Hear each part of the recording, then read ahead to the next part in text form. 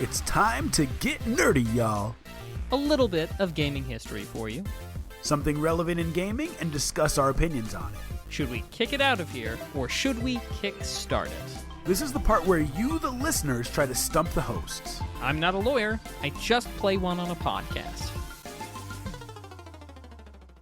Ladies and gentlemen, boys and girls, it's Tuesday, June 20th, 2023, and you know what that means. It's time to get nerdy, y'all.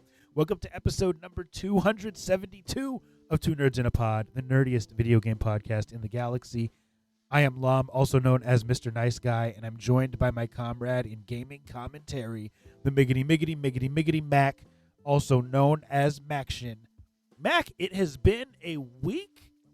How have you been, my friend? What's going on? I've been pretty good, and we were talking about this sort of off mic, but I've become this last week very impressed by the fact that as you age, your taste buds change. And that's something that I've heard before, but I've had a bunch of situations like that where there's been a food or a something that I'm I hate that, or I did hate it for many years.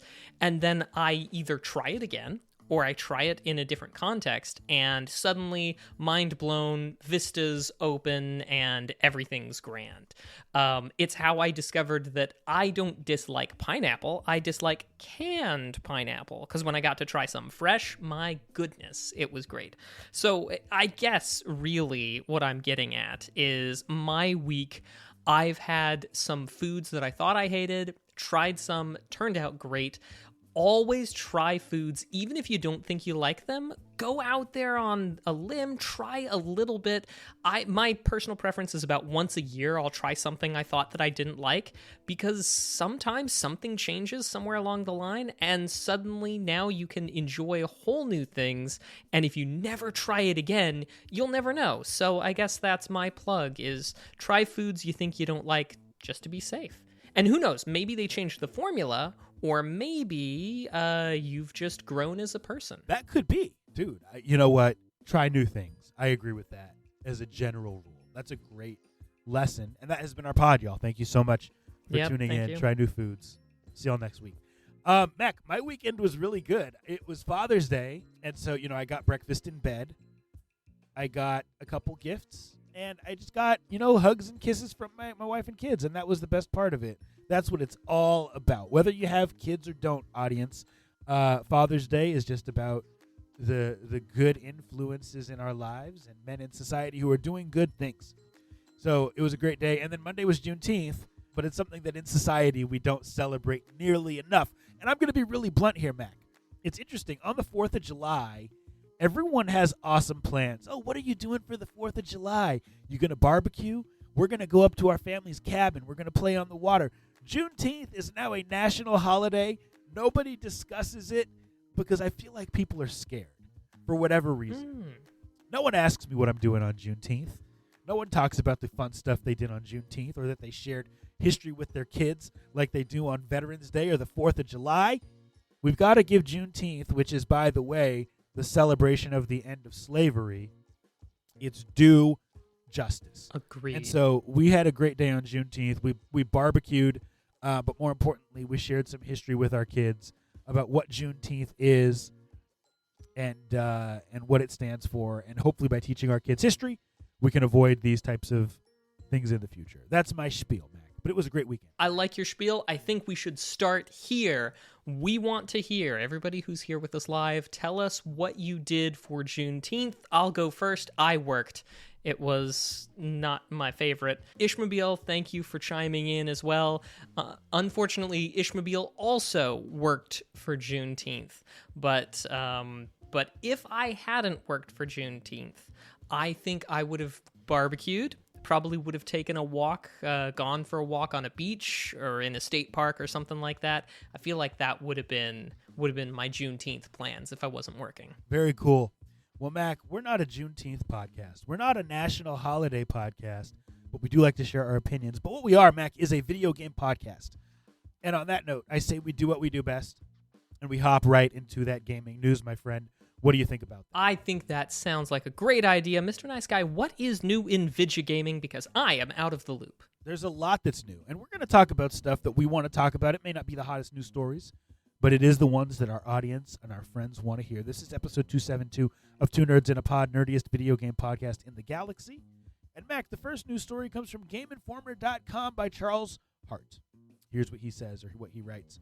The string of summer game showcases continues. Nintendo has announced a Nintendo Direct for tomorrow, June 21st at 7 a.m. Pacific time. And it also has Eastern time on here. It's weird how he wrote this. The showcase will be focused mainly on Nintendo Switch titles launching this year, including new details of Pikmin 4. Mac, there's a rumor that's going around right now, and I want to get your perspective on this. There's a rumor that Nintendo may announce a new two-dimensional Super Mario Brothers. And so my first question for you is, if we were to get a new two-dimensional Mario Brothers, what style would you want it to be in? Would you want it to be in original Mario style? Would you want Mario World? Would you want the classic but underappreciated Super Mario Land?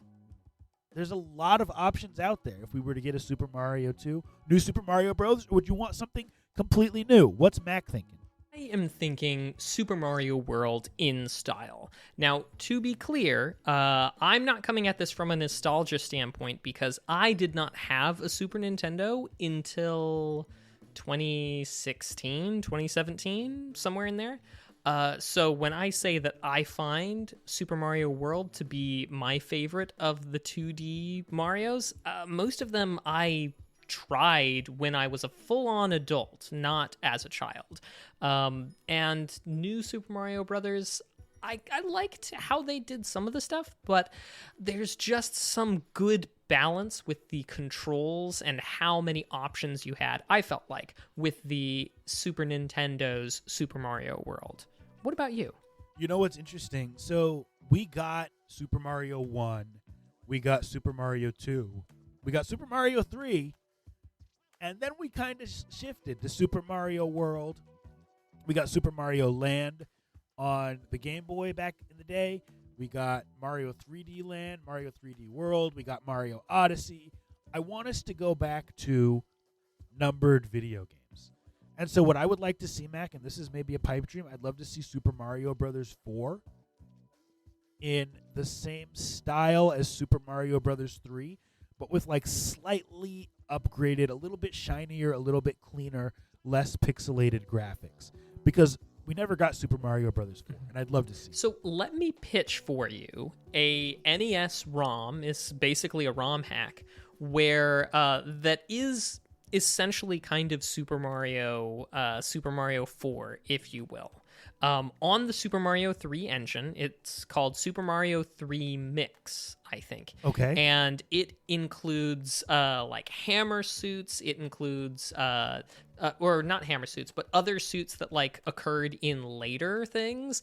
It includes a sort of Delfino Island style thing, and that was from Super Mario Sunshine. And it even includes a functioning Yoshi, similar to what we would see in Super Mario World, but all on an NES thing. So even though I will say it is certainly hampered by the graphics that they're able to do on the NES, I think it might just scratch that itch for you. So Super Mario Bros. 3 Mix. I'm going to have to check it out because, honestly, I think that would be so much fun to play on the Steam Deck. I've played stuff in the past like Kaizo Mario and things like that where it was just like punishingly difficult. That's not what I'm looking for. I'm looking for a Mario platformer with secrets, with tight controls, that's just fun to play where I can discover new things. And that sounds like what you just described, so I'll have to check it out. Now, Mac, I know you don't own a Switch as of yet, but if Nintendo was to announce your dream game at this Nintendo Direct tomorrow, what are you hoping to see? I have some things I'd like to see outside of 2D Mario, but outside of obviously a new Zelda, which we just got. Like, what would Mac like to see remade or new IP or return of an old IP? What would you like to see? Well, I think we'd all like to see Silk Song. Yeah. One of the things I would very much love to see from Nintendo would be back during the development of Breath of the Wild. Okay. We were told that they had actually taken and sort of proof of concept Breath of the Wild in the Link to the Past engine, I want to say, to make sure that all of the mechanics felt good before they brought them into 3D. It's something like that. My memory is failing me right now. But theoretically speaking, somewhere out there is a prototype or a test build. There's a prototype of Breath of the Wild that is Link to the Past style. And if they announced that would be so tempting, because, I mean, I think it would be great. But all that being said, we know how Nintendo is not very good at preserving the work that they do, so it's entirely possible that it doesn't exist anymore, but fingers crossed that it exists, that they announce it, and that we get a chance to hands-on that at some point in time. That's a great idea, and so I'll be brief, and I like what Ishmobile says in the chat in reference to our comments prior about Super Mario Bros. 4. He says, I vote for the same, only on SNES to take advantage of those capabilities. Mario 4 on SNES. Do both, with the only difference being the graphics. I think that would be phenomenal. And you know what, Ishmobile, you're right, because what they could do is people who have Nintendo Switch Online, they could just add it to that. And maybe they could even make it as a buy-alone game for people who just want to play it but don't want to subscribe. Do right by us, Nintendo. Well, cool. Let's move on to our next news story. Mac, this one's interesting because a lot of times we think that big companies are simply money hungry. They're putting out all these microtransactions. You know, they're shoving them down our throat, loot boxes and things like that. This is a feel-good story from one of, I think, both of our favorite companies about the opposite. This is on IGN.com, written by Christina Alexander. Dota 2 is hitting its 10th anniversary this year, and Valve is doing something no other game dev has done for their live service game, getting rid of Battle Pass. Valve detailed its future plans for Dota 2 in the game's official blog post on Monday, which included ditching the Battle Pass system.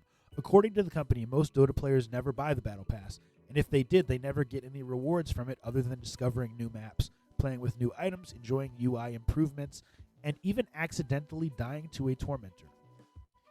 I'm going to skip the first part of the quote because it's redundant, but the second part says, every Dota player has gotten to explore the new map, play with the new items, and accidentally die to a tormentor. Every Dota player benefits... Okay, this is actually redundant as well. Community response to New Frontiers has helped us build confidence that working less on cosmetic content for the Battle Pass and more on a variety of exciting updates is the right long-term path for Dota as both a game and a community. Mac, what do you think about it? Well, I mean, I feel like we have this sort of balancing act, right? Obviously. In a lot of ways, video games are supported by microtransactions, especially free-to-play ones, and battle passes and things like that. I like the idea of a video game being supported and a video game getting new content. But more than anything else, I like the idea of a video game continuing. So are we at all worried as a result of this cessation of battle passes for Dota 2 that Dota 2 will be going away or lose support anytime soon? I highly doubt it. It's the 10th anniversary. Mm-hmm. I think that Valve has made it clear here that they simply want to focus on content that more of their community is actually consuming, as opposed to content that gets them paid, but not as many people are consuming. Mm-hmm. And secondly, real quick, people that were buying the Battle Pass simply were not completing it. So they honestly, it seems like they're just doing the right thing and saying, hey, you guys were giving us money, but not even getting the benefit of what you paid for. And I think that's admirable. Yeah, no, I agree. I think so far as you've explained it, I think that sounds fantastic, and I'm all on board. It sounds great. More content, more people experiencing the hard work and the art created by these people. I just always have that voice in the back of my head that says, back at any minute, they're going to shut down the servers and pull the cord, and then nobody will play it. So I always get worried that something like this is a precursor to such a thing.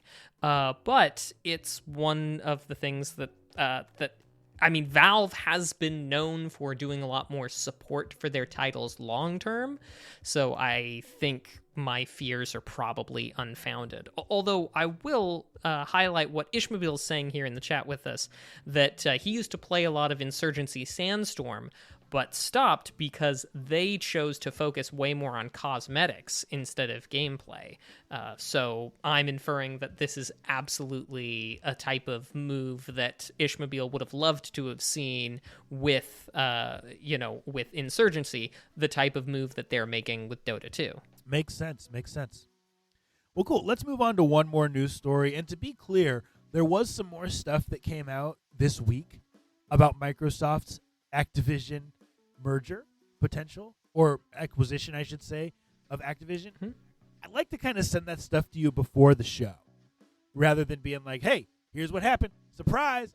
Talk about it. If you want to, you can totally. Well, we could talk about that, or we could talk about Steam Next Fest. I mean, I don't mind responding without having read the notes, so you follow your heart. Or maybe we'll do that next week, because I wasn't sure if you were going to talk about it for legalese. Okay, let's do Next Fest. Steam Next Fest. This is on partner.steamgames.com.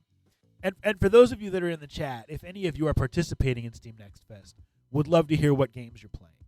That's something Mac and I would love to hear. Steam Next Fest June 2023 edition is a multi-day celebration where fans can try out demos, chat with developers, watch live streams, and learn about upcoming games on Steam. For developers, Steam Next Fest is an opportunity to get early feedback from players and build an audience for a future launch on Steam. Now, there's a lot of games on Steam Next Fest, and this is going to go through June 26th. Mac, I have a list here of 15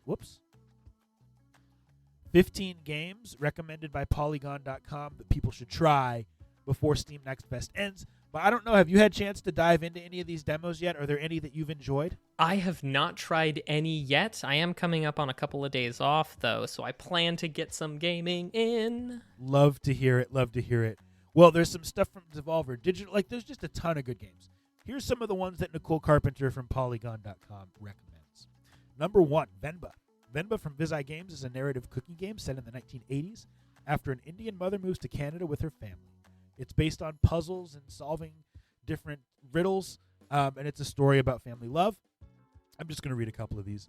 Goodbye Volcano High just won the video game prize at the 2023 Tribeca Festival, and now you can play its demo via Steam Next Fest. It's described as a cinematic narrative adventure where you play as Fang, a student in their last year of high school.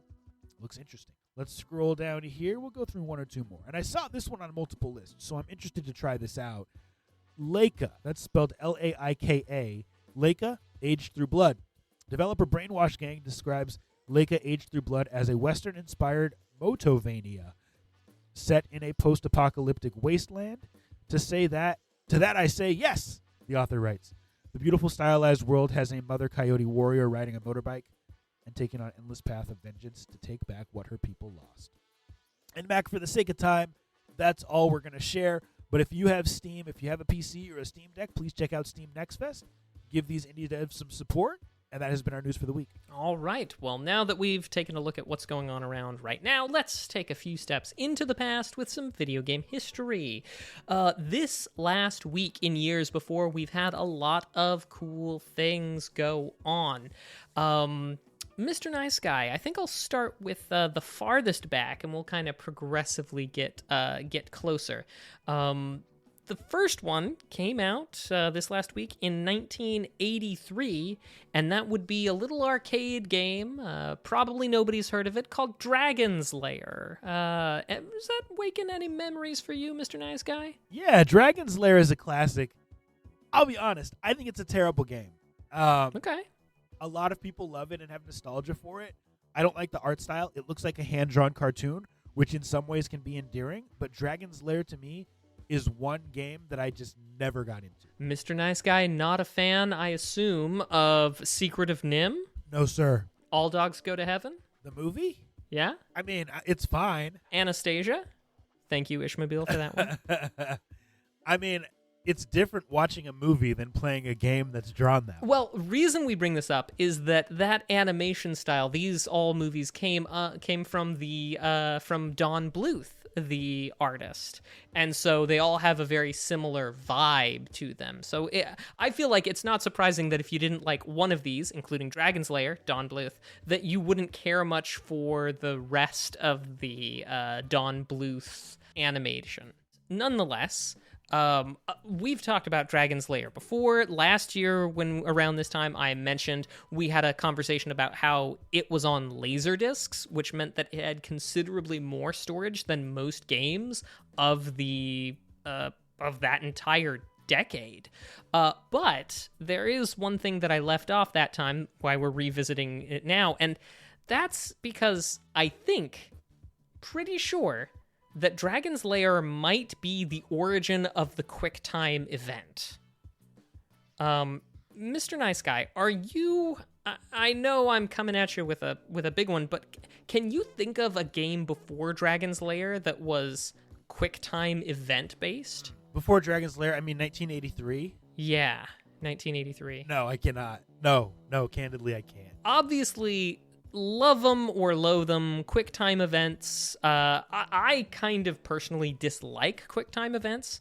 I really don't care much for them when they show up in a video game, because they always seem to be... You never seem to be able to work with them. It always feels like a gotcha whenever you die to a QuickTime event. I don't know, Mr. Nice Guy, am I too harsh on QuickTime events? It depends on the game, because are you talking about one where you can like oh, that happened and now I go back and I can complete it very quickly, or are you talking about one where it's like, oh dang, this happened and now I'm 3 levels below the area I was in and I've got to figure this out? Like which are we referring to? Well, at the very least, reloading from the checkpoint, if otherwise. Like, in my mind, I'm thinking Resident Evil 5 and, to a lesser extent, Resident Evil 4 QuickTime events. Those always just hated them. Yeah, I don't think you're being too harsh at all, but I will say, in defense of people who put them in games, a lot of times it's kind of part of the narrative. And it's basically their way of saying, yeah, you think you're really good at this, but we're still in control. Like, there's still strings attached to your character. Okay. Well, I think that we should at least, whether or not I don't care much for them, but other people do like them, and I think Dragon's Lair, the beginning of the QuickTime event. We will now move on to 1989 with a movie. A certain movie released called Ghostbusters 2. Now, I mentioned this because a few episodes back, one of our Nerdflex questions was about the NES Advantage controller, and it was used in this movie for them to control the Statue of Liberty in the lead up to that sort of final battle in Ghostbusters 2. Spoiler alert, of course, but the movie came out in '89, so by now I think I've cleared the statute of limitations for spoilers. Let's see, we jump ahead to 1997, a release for the PlayStation 1, Final Fantasy Tactics, which I contend is the best story in any of the Final Fantasy games, still to this day, and if you're a fan of tactics-style games, is a really solid tactical game. But I know that there is plenty of division on that point. I'm sure some of you are like, no, Final Fantasy 7, and we've got some Final Fantasy 8 stands out there too. But you know, tactics, best story. And yes, Ishmobile, it deserves to be on that short list. The storyline itself is amazing. Love it. Mr. Nice Guy, I don't know if Tactics, I don't think it was one of your games. No, I have not played Tactics, but I respect those who love Final Fantasy. There was a lot of news about it this week, and it's one of those series that just never loses its audience. And I'm sure Tactics played a part in that. It's a good one. Well, we'll move along to June 2001 with one of the early video game movies to actually turn around the curse of bad video game movies, and that was the first Tomb Raider movie. It cost $115 million to make, made $275 million. And I do believe it was the first of the video game movies to really start turning around public opinion. Last time, of course, they're trying to hit summer blockbusters. So we did talk a couple times ago. We talked last time about the Warcraft movie. Before that, the Sands of Time movie at the end of May that actually brought in a lot of money and was the highest grossed till 2016 when the Warcraft movie came out and blew it out of the water. But yeah, the Tomb Raider 1 movie was really the start of turning video game movies from a joke to something kind of serious. I saw that one in theaters. Did you, Mr. Nice Guy? I did, and I want to be get your honest opinion. Yeah. Did you see it because you were super interested in Tomb Raider, or did you see it as a teenage boy because you were interested in Angelina Jolie? Both? Right. And so I almost wonder if we're seeing that movie with rose-colored glasses, because I think many of us saw the movie because Angelina Jolie, right? We were teenagers. So, was it the turnaround of video game movies, or was it just a movie with Angelina Jolie? I mean, as Laura Croft. It's entirely possible. I mentioned when we talked about the Warcraft movie that it is a, by movie or by ticket sales, it was an absolute flop in the United States. It didn't even make half of what it cost, but it wound up being successful globally. With global ticket sales. Sure. So, if I were to evaluate the Warcraft movie, I would say it's a financial flop, but also I didn't like it. And I feel like the only kind of objective, non-opinionated thing I can do is just let's talk about how well it sold. But you're right. It could entirely just be that it appealed to, young men who really wanted to see Angelina Jolie do a bunch of acrobatics. That's entirely possible. From a sales perspective, it did do well, and previous to it, we had a whole lot of video game flops. So maybe the secret sauce was just big-name actors who we all wanted to see with guns. Last one, just to bookend it, 2007 released for the Wii, which is where I played it. Resident Evil 4, a game that had some of those dreaded QuickTime events that I did not like, but also that brought Resident Evil from the tank controls into something a little bit more modern. So yeah, with that being said, I've gone well past the usual time. That's been video game history. Not a problem. And ladies and gentlemen, boys and girls, it's time for our next segment, the Indie Game of the Week. Mac and I continue to be blessed with the opportunity to test indie games. And this one is one that, just for various reasons, I played. Mac did not play this one, but we're going to include Mac in the conversation because this is a Metroidvania, and Mac is a Metroidvania maestro. Is that a word I could use to describe your Metroidvania skills? I mean, I think that gives me too much credit, but I will accept. All right. Well, this game is called Rusted Moss. Before I dive in, I also want to remind y'all I did get a copy of this game for free from the developers. We appreciate that. It will not affect my opinions of the game. I'm going to read the description, and then, Mac, I want to ask you a question. That question is, what characteristics should a good Metroidvania have? And that's where I'm then going to base my answer. So let me read the description of this game, and then I want to hear that answer from you. Good Metroidvania characteristics. Traverse the perilous lands of a dying world in this bullet hell-inspired Metroidvania. Strong enemies emerge from distant lands as the iron inventions of men succumb to the decay of rust and time. Use a trusty grappling hook and uncover new powers to battle monstrous machines, powerful witches, and explore a new emerging world. Fern is a changeling, alongside a mysterious being of shadow named Puck. They set off on an adventure to discover stolen pieces of Titania and return Faye to the world. Now, the developer of this game, there's three. It's Faxstock, Happy Squared, and Sunny Days. Publisher is Playism, and this game is $19.99 on Steam. So, Mac, what are your thoughts on what makes a good Metroidvania? At its base, right, a Metroidvania, I think to qualify, needs to have pathways that can only be traversed after you've powered up with certain powers or certain abilities that allow you to access new areas, move through. What makes a good Metroidvania, in my opinion, is something that communicates those mechanics well, but also finds unique ways to implement those things. Obviously, you can have just your basic, oh, well, your double jump gets you through an area, your slide lets you do into a new area.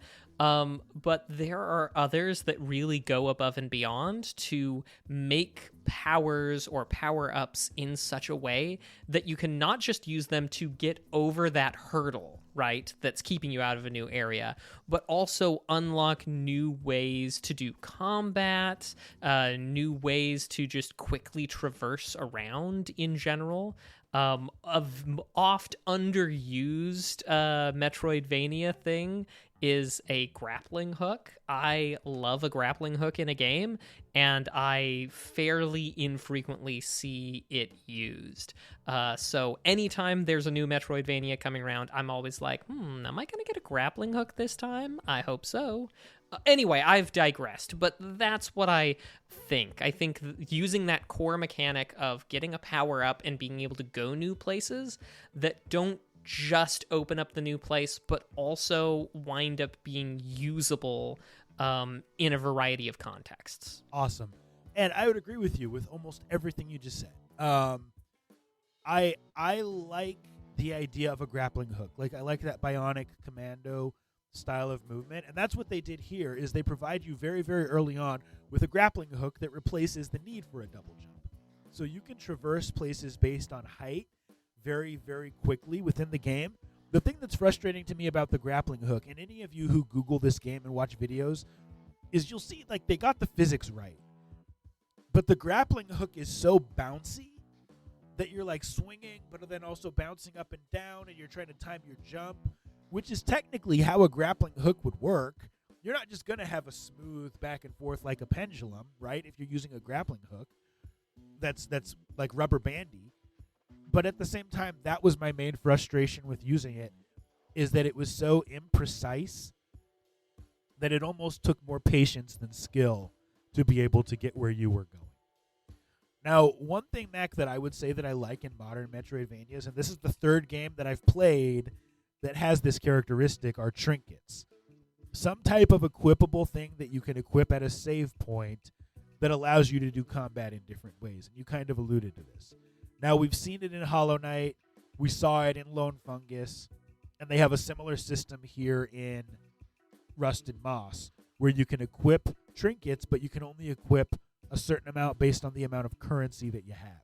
Now, I'm curious, Mac, I want to know, why do you like that aspect of being able to alter your combat in a Metroidvania? What I enjoy about being able to change it up with the new powers that you have is because I love going back to an old area with a enemy that may have given me trouble before, but like now that I can double jump, or now that I've got this added maneuverability, I can just lay waste to them, is very satisfying to me. That's interesting, because I agree, and I feel like modern Metroidvanias, and I'm playing another game that's like this right now, have made boss fights harder.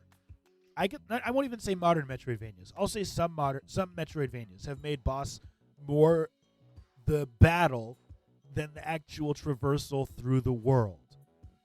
And I can think of one specifically, but I don't want to steal Rusted Moss's thunder. I like that Rusted Moss gives me the ability to poison my bosses or bleed out my bosses so that over time damage is done. I like the ability that my sword or that my weapon could reach longer. I like that it could maybe do more damage if I'm at full health. I like those types of options because it lets me use strategy to determine how I want to play the game without breaking the rules of the game and giving me infinite lives or infinite ammo.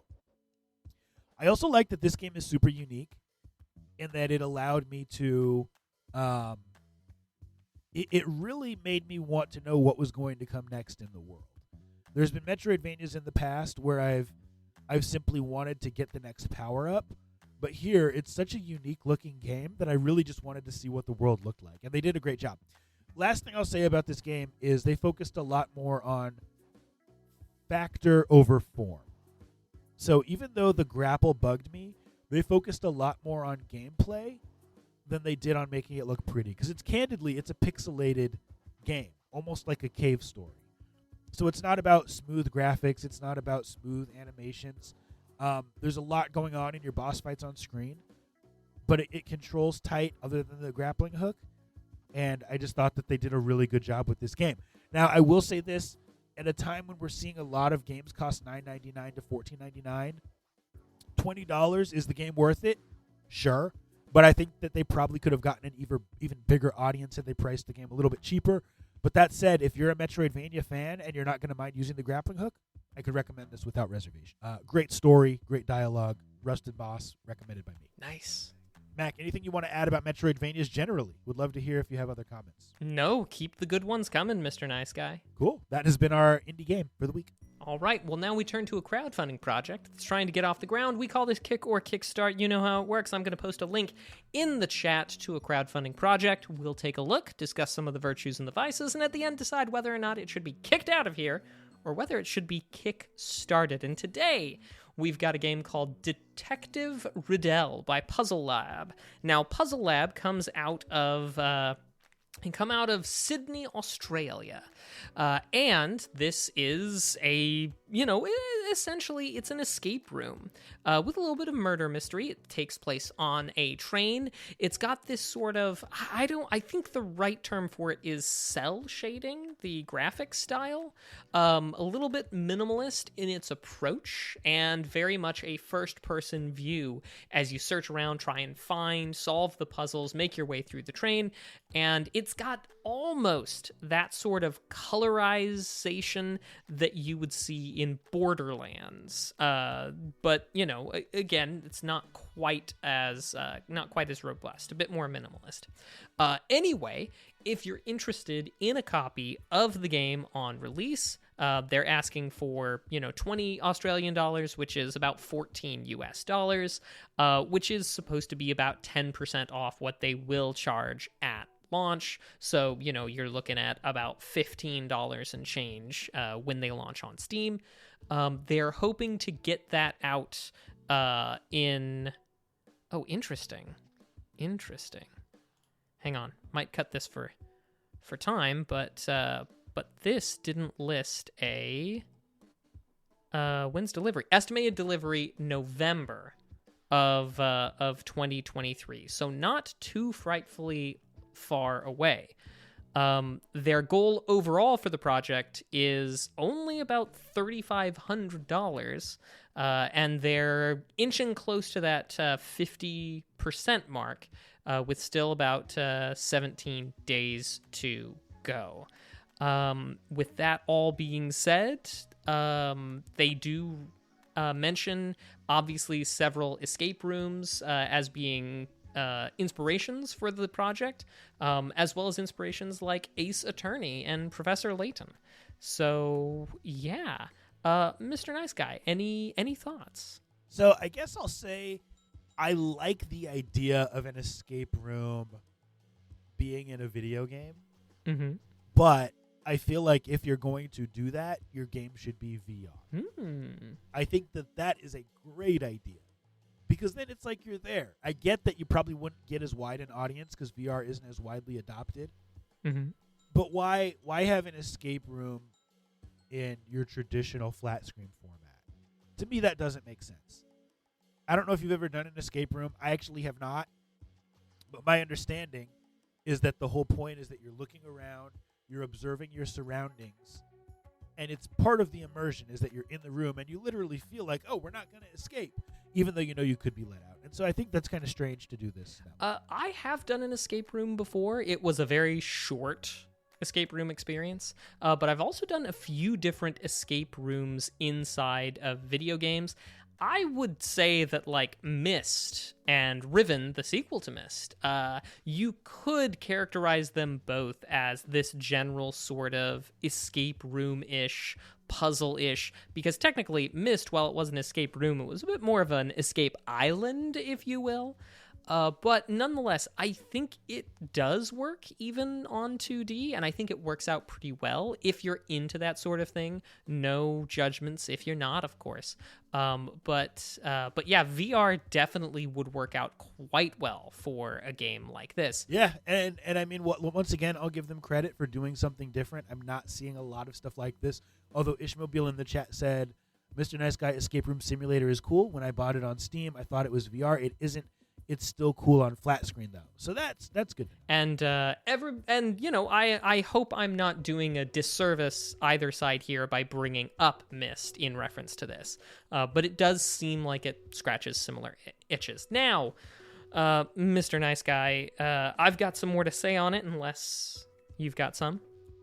No, I did a quick Google, and I don't want to steal your thunder because I know where you're going to go with it. So go ahead. Well, you know me, Mr. Nice Guy. I really need everybody to bring their A game when they ask for money, even if it is a very reasonable amount of money, which is only $3,500 to bring something like this to the table. But I need more than just a fancy render. I need to try something. Prove to me you can bring it all together in one package. And that's a playable demo. And unfortunately, there's not a playable demo as part of this. And while I wish these guys all the best... Wait, say that again? What'd you say? I said there is no playable demo that I can see on the thing. Did I miss it? You did. So it's not may not be on their page, but it is on Steam. Okay. And the reason that I Googled, and you're right, it should be on the page, but the reason I Googled it is because in my mind, during Steam Next Fest, if you have a game that is out and you have a playable demo, you've got to have that demo up on Steam. Mm. And so when I type this game into Steam, it does come up and it does have a playable demo. Oh, that's fantastic. Well, then I'll take a little reverse on that. Had I known, because it does not. I mean, I'm gonna Control F demo. Demo shows up nowhere on the page. It doesn't show up any of the things. It's possible it might have shown up in the video, and I quit the video too soon, possibly. But even down below, it says something like, to truly get a sense for the gameplay, make sure you watch the video at the top of the page, but says nothing about a demo on here. Apologies, though. Clearly, I did not do enough due diligence here. So I will tentatively say kickstart for Detective Riddell here. It scratches a lot of itches. I think it looks cool. And if it does have a demo on Steam, and especially for Next Fest, it sounds like the perfect opportunity for us to give it a shot. I just held it up for the people to see, not to prove you wrong, but just holding up my phone. So yeah, you can download the demo on Steam. But in Mac's defense, like, why would you have the demo on Steam and not have it as part of your Kickstarter? Or have a link to it. Now, it does tell you to wishlist it on Steam because that helps them a lot. But, again, I didn't see a mention of the demo. And, anyway, but my bad. But also, put big, bold up there, guys. Put that it's demo on Steam, please. 100%. My vote on this would be to Kickstart. I like that they're trying something new. $14, very, very reasonable. May not be my thing, but objectively, this is well put together, and I hope that they succeed.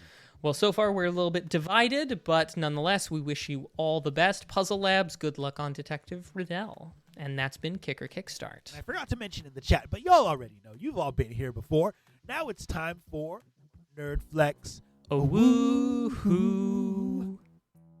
I was more on key than normal with my woohoo right there.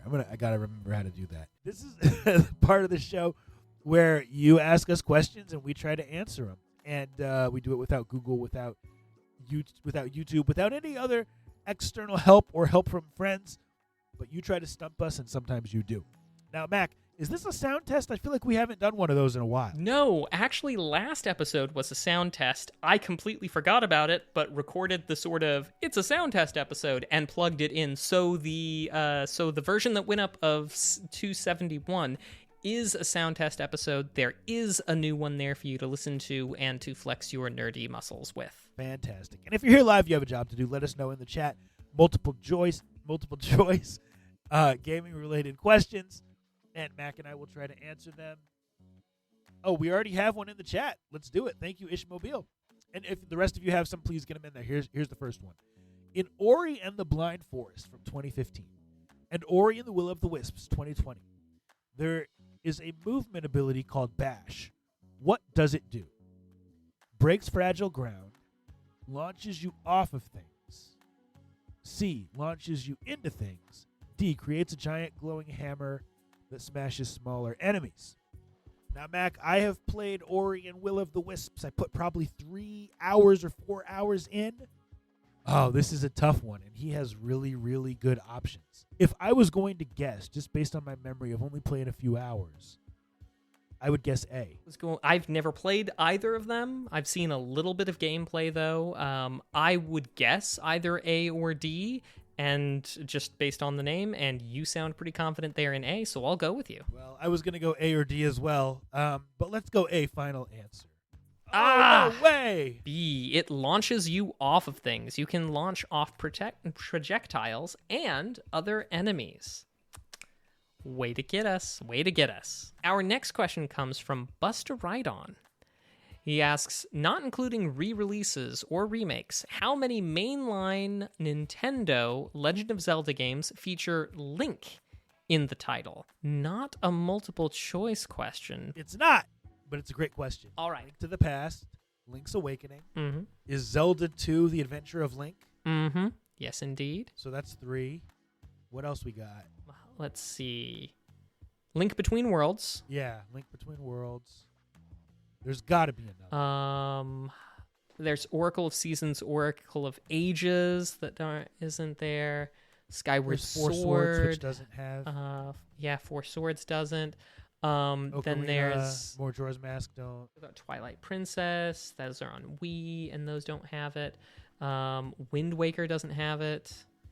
I feel like 4, maybe we say 5 just to be like a bit overly, but like I can name 4. Oh, he already put the answer. We were right. Oh, hey, we nailed it. He put the answer before we freaking said final answer, but that's okay. He says 4 titles. The Zelda games featuring Link are Zelda 2 Adventures of Link, Legend of Zelda A Link to the Past, Legend of Zelda Link's Awakening, Legend of Zelda A Link Between Worlds. So 4. We got that. Okay, cool. I'm glad we were able to name them. But thanks for the question, Buster Rydon.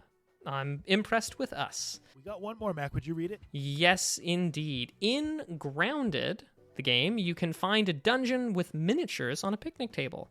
A miniature of which of the following bosses is found inside the maze? Is it A, the Mant, B, the Demogorgon, C, the Broodmother, or D, the Black Ox Beetle? I don't think I've played Grounded, and I don't really know. It's one of those games. It was on Game Pass, Uh-huh. and I put probably 2 hours into it. I did not like the game, but it had very much a Honey, I Shrunk the Kids vibe, and those big ants were a big part of it. And just because the ants were such an iconic part of the game, I would go with the Mant. And that's a shot in the dark. A final answer for that one, the Mant, because I've got no idea. Woohoo! We did it! Yeah. The Mant, a minotaur with an ant head instead of a bull. The Demogorgon and the Black Ox Beetle are not bosses in the game. Lovely. That's fantastic. Well, that's been 3 questions. That's been Nerdflex. That's been Nerdflex. Yeah, thanks, everybody. Well, now we turn to a little bit of legalese. Legalese. I am not a lawyer. I just kind of play at one on a podcast. And sometimes the universe just kind of drops something into my lap. In this day and age that we live in, Mr. Nice Guy, I'm sure you'll agree that the internet is indispensable to our hobby, right? 100%. Yeah. It is almost impossible to play, especially many modern games, without internet connections for a variety of reasons. Correct. DRM, matchmaking, anti-cheat, many things that you have to have internet for. So what we're talking about today, while it may not be, directly related to video games, is an indispensable part of that, and that's internet and data caps specifically. So, Mr. Nice Guy, I'm sure you probably are not, impacted by data caps in your internet connection, but if anybody here with us is, feel free to sound off in the chat. Mr. Nice Guy, data caps a thing for you? They're a thing, but I never hit it. I will say, if it wasn't for data caps in the city that I used to live in, there is no doubt in my mind that I would be a full-time Twitch streamer. Because of the way that things were going back in the day with my channel. Yeah. You may remember things were going really, really well, but the internet was just not getting it done. So I'm passionate about this. I'm excited to hear what you have to say. So I think data caps absolutely are a function of my life constantly. I have data caps that I hit of both varieties. I have the data caps that you get a certain speed up to a certain usage, and then your data is throttled way back. And I also have data caps where I do not get data past a certain point. So obviously, this was an issue for you. It had impacted certain things, certain places in our lives, and it currently is impacting me. Well, the FCC actually wants to hear about our stories. I'm going to just read a little bit from a press release that they put out a few days back. The Federal Communications Commission is interested in learning about how broadband providers use data caps on consumer plans. Data caps or usage limits are a common practice. And it says, though many broadband ISPs temporarily or permanently refrained from enforcing or imposing their caps in response to COVID-19. In particular, the FCC would like to better understand the current state of data caps, their impact on the consumers, and whether the FCC should consider taking action to ensure that data caps do not cause harm to competition or to consumers' ability to access internet services. Internet access is no longer nice to have, but need to have for everyone, everywhere. We want to learn what worked, what didn't work, and what it takes to keep us all connected. When we need access to the internet, we aren't usually thinking about how much data it takes to complete a task. We just know it needs to get done. It's time the FCC takes a fresh look at how data caps impact consumers and competition. So that's their press release, and they identify specific types of information they want to understand from us as gamers, as people who, they want to know our comments to better understand why data caps continue to be a thing, even though the ISPs demonstrated that they were able to do away with data caps for darn near 2 full years. Why they're back again. They want comments on current trends, like how much data we find that we're using. They want comment on the impact, and particularly germane to you, Mr. Nice Guy, on the impact of data caps on consumers' experience with the data caps, and how customers are informed about data cap service offerings and how that impacts their usage of the internet.